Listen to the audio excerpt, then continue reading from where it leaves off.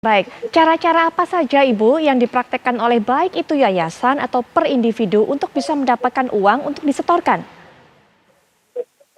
Dia mau-follow up lewat, WhatsApp gitu kan, lewat Instagram atau media sosial gitu, YouTube-nya ada, misalnya seperti itu. Kalau yang biasa dilakukan di antara teman-teman ya follow up lewat WhatsApp grup, menyebarkan proposal, begitu. Memang dilaksanakan sih Mbak, pembangunan musola yang hampir rubuh gitu kan. Makanya saya tertarik karena alhamdulillah di pelosok-pelosok sana MCK juga dibangun gitu. Mhm, mhm. Itu termotivasi saya memang untuk membantu fasilitas di sana agar lebih baik ya di pelosok-pelosok. Tapi ya sejak udah tahu malah dimanfaatkan lebih gitu, itu di situ saya ya nggak suka gitu, dan hati nurani saya berontak gitu. Saya nggak mau saya dan teman-teman itu dijadikan budak jadinya gitu ya, diperalat lagi untuk kembali ke cara-cara zaman dulu gitu untuk memenuhi target infak. Saya nggak setuju. Baik, nanti kita akan Gitu lanjutkan Mbak lagi. Putri. Baik, kita akan lanjutkan lagi Bu Leni mengenai hal ini. Informasi apa saja yang Bu Leni bisa berikan? Kalau sudah mendengarkan tadi keterangan Bu Leni, seperti itulah cara-cara ataupun juga metode untuk pengumpulan uang. Bagaimana kemudian Prof. Suparji dan juga Pak Ito, apakah ini juga bisa masuk dalam predicate crime? Tapi nanti kita akan gali lebih dalam setelah jeda berikut ini. Kami segera kembali. Baik pemirsa, kita akan kembali lanjutkan perbincangan. Ibu Leni masih bersama kami tentunya. Ibu Leni dari keterangan tadi adalah mengungkapkan bahwa merasa dipaksa. Bahkan ada kecurigaan bahwa ini terkait dengan tindak pidana pencucian uang Ibu. Nah, Ibu apakah pernah kemudian melaporkan hal ini atau punya niat untuk melaporkan hal ini kepada pihak kepolisian? Tidak, karena saya merasa ya mereka teman-teman yang harus disadarkan secara persuasif ya.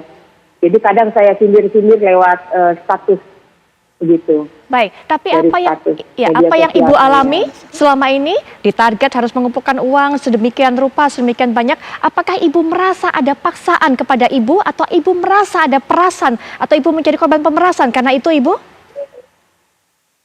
Ya tentunya saya juga jadi merasa ini mah memeras, ini kok dari 20 juta langsung loncat 300 juta gitu.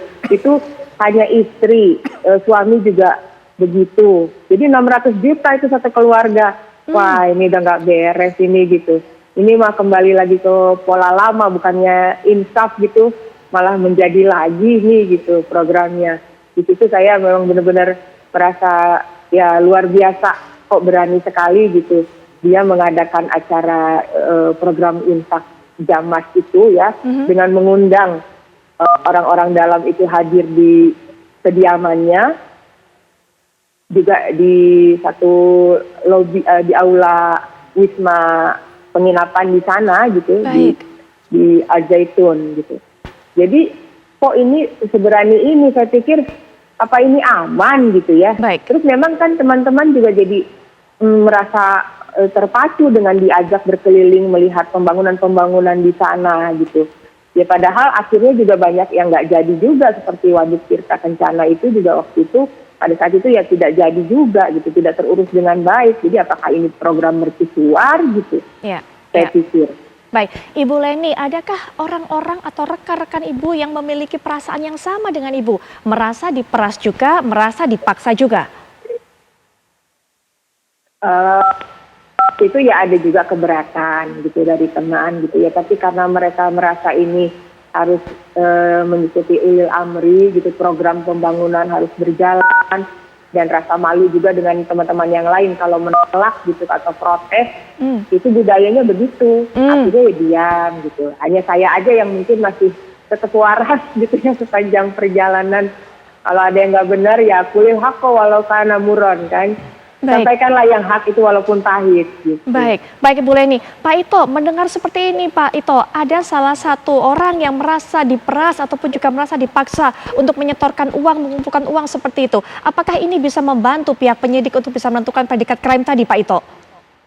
Baik Mbak Putri, yang pertama adalah bahwa predikat crime itu penetapannya harus berdasarkan kepada laporan polisi. Harus ada orang yang melaporkan. Kita tahu bahwa yang disampaikan oleh Ibu Leni itu juga ada disampaikan oleh beberapa orang yang dimuat melalui media. Itu bisa masuk dalam pasal penerapan pasal 482 ayat 1 ya, yaitu tentang pemerasan yang unsurnya adalah bagaimana bermaksud untuk menguntungkan diri sendiri atau orang lain secara melawan hak ya dengan kekerasan ataupun ancaman kekerasan bagi seseorang untuk memberikan sesuatu. Jadi itu sebenarnya sudah memenuhi, tapi tentunya harus ada laporan ke pihak penyidik. Kemudian yang kedua, Mbak Putri, itu bisa juga penggelapan. Kita tahu bahwa Panji Gumilang mengatakan bahwa negara, pemerintah telah mengucurkan APBN. Nah, tentunya kan APBN ini kan harus dilakukan audit oleh auditor negara. Sehingga di sini nanti bisa masuk dalam unsur penggelapannya. Kemudian penipuan. Ini ada seorang yang mungkin bisa nanti oleh penyidik tentunya perlu untuk didalami. Datanya ada di media-media sosial bahwa dia mengatakan bahwa anggotanya itu saling bekerja sama untuk mendapatkan uang melalui berbagai modus penipuan. Bahkan ada beberapa melalui perampokan. Tentunya ini kan baru merupakan statement ya, sehingga harus dibuktikan. Nah, di sini yang diperlukan adalah orang-orang itu harus melapor. Sehingga dari laporan orang-orang tersebut akan bisa ditentukan bahwa apakah predikat crime-nya satu atau mungkin lebih dari satu. Kalau lebih dari satu bisa masuk ke dalam subsidiar. Tapi kalau misalnya masing-masing untuk diperkuat itu bisa masuk ke dalam junto. Saya kira mungkin dari ahli pidana akan bisa menyampaikan. Jadi demikian Mbak untuk predikat crime ini menurut pendapat saya ini ada lebih dari satu ya. Karena memang dari keterangan Bu Leni, kemudian ada 2 orang, ini juga bisa masuk, termasuk keterangannya Panji Gumilang yang mengatakan bahwa pemerintah telah mengucurkan APBN ya untuk mendukung kegiatan di Al Zaitun. Demikian Mbak Putri. Ya, mengenai hal ini Prof. Suparji juga ada pandangan Prof. Suparji, apa yang harus dilakukan oleh para korban? Kalau tadi Pak Ito sudah memberikan penjabaran, kira-kira predikat crime-nya ada lebih dari satu, Prof. Suparji. Ya, saya kira saya sepakat dengan Ito tadi bahwa korban ini melaporkan yang kemudian menjadi bahan penting ya untuk penyidik menindaklanjuti. Saya kira beberapa indikasi pidana asal itu adalah penipuan, penggelapan, atau kemudian pemerasan. Bisa juga berkembang jenis tindak pidana asal yang lain. Yang lebih menarik lagi adalah kemungkinan adanya pembantuan dalam tindak pidana pencucian uang atau perbuatan jahat dalam tindak pidana pencucian uang. Karena ini kan melibatkan banyak orang gitu. Jadi apakah nanti akan diterapkan di pasal 56 tapi tentang pembantuan atau kemudian perbuatan jahat dalam tindak pidana pencucian uang.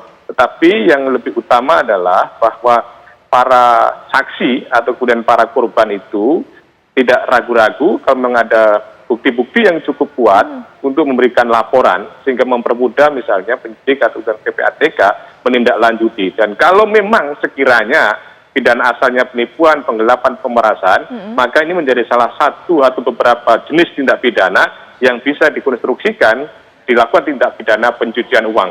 Dengan demikian menjadi lebih mudah, lebih clear untuk memproses tindak pidana pencucian uang. Sekiranya ini tidak ada kejelasan tindak pidana asalnya, maka akan menjadi sulit ya untuk mengusut tindak pidana pencucian uang. Dan padahal transaksi yang mencurigakan tadi sudah cukup terang benderang, maka akan menjadi satu ironi kiranya kemudian tidak bisa ditemukan pidana asalnya.